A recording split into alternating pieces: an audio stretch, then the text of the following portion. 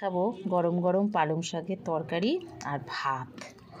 এটা একটু কম মানে গরম, ঠান্ডা ঠান্ডা হয়ে গেছে, অনেকক্ষণ আগে করেছি। আর এইটা একদম গরম।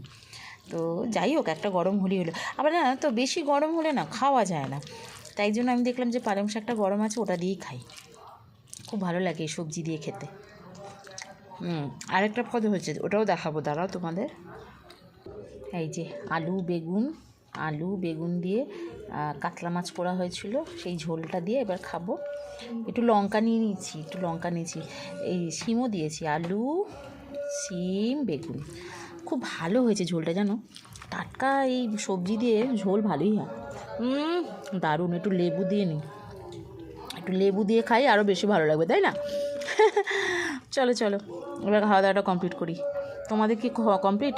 আমার তো এই জাস্ট মানে শেষের পথে আর কি, মাছ দিয়ে খাচ্ছি, এটাই শেষ আর কি।